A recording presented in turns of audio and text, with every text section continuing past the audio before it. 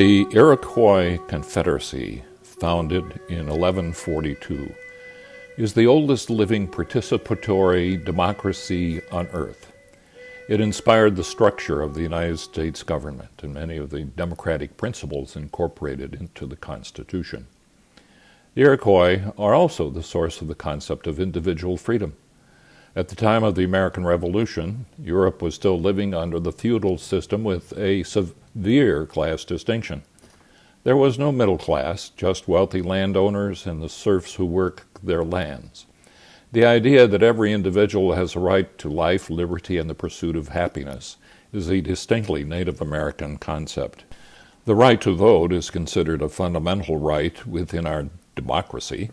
However, for Native Americans, the fight to obtain voting rights is couched in a long history of racism and struggle. When the 14th Amendment was passed in 1866, making all persons born in the United States citizens, Indians on reservations were specifically excluded. The Indian Citizenship Act was passed in 1924, but did not automatically enforce the right to vote. Native Americans were still prevented from participating in elections because the Constitution left it up to the states to decide who has the right to vote. After the passage of the 1924 Citizenship Bill, it still took over 40 years for all 50 states to allow Native Americans to vote. Thousands of Native veterans, including American Indian code talkers, returning from World War II, who found themselves prohibited from participating in basic civil liberties in the nation they had fought to protect. The Voting Rights Act of 1965 finally outlawed exclusionary practices that deny or abridge the right of any citizen of the United States to vote on account of race or color.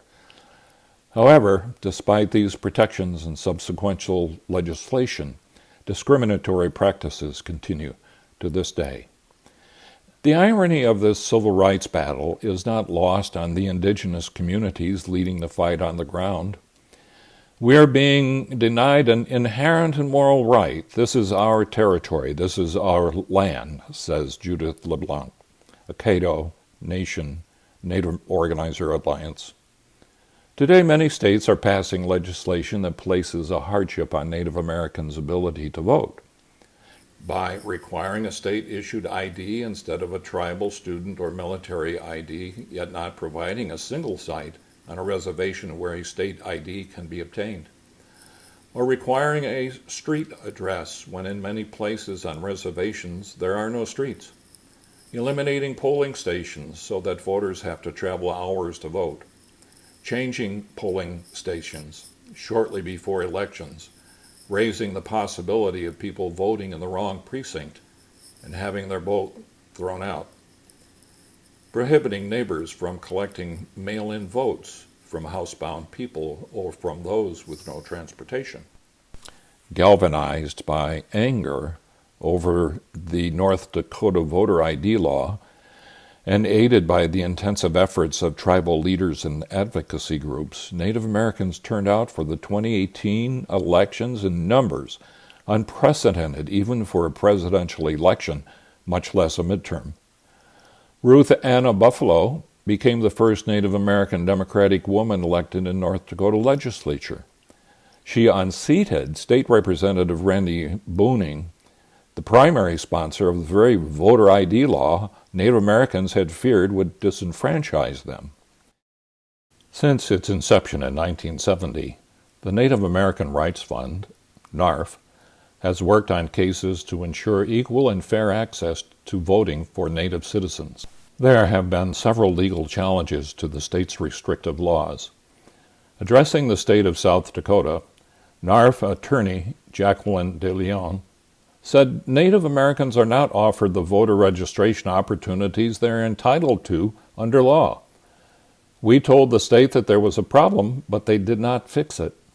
Apparently, they did not see the disenfranchisement of Native voters and the silencing of Native voices as an important issue. We do. And Arizona's ban on ballot harvesting and its policy of rejecting ballots accidentally cast in the wrong precinct was overturned. Quote, voting is a right and a responsibility we share, and this decision prevents Arizonans from facing prosecution for simply helping a neighbor return their ballot, says Secretary of State Katie Hobbs. What the United Methodist Church says. We understand as a general principle that every person is created in the image of God and is therefore of equal standing in society. Recognizing the inherent dignity of every person, United Methodists are committed to upholding human rights for all, including their social and political rights. The Book of Discipline says, we hold governments responsible for the protection of the rights of the people to free and fair elections. The form and the leaders of all governments should be determined by the exercise of the right to vote guaranteed to all adult citizens. Free and fair elections are the pillar of democracy. They are determined in part through a commitment to the following principles: one person, one vote, fair political representation of all residents, fair and transparent paths to citizenship, transparent and secure electoral process. The social principles tell us that the United Methodists are particularly concerned for discriminatory practices against underrepresented communities. Quote, we further assert the right of historically underrepresented racial and ethnic persons to non-discrimination in voting. Here are some action steps you can take. Call your senators to support S1, the For the People Act of 2021 voting rights law. Watch Suppressed, A Fight to Vote on YouTube for free. Download Toolkit from umcjustice.org, Creating Change Together.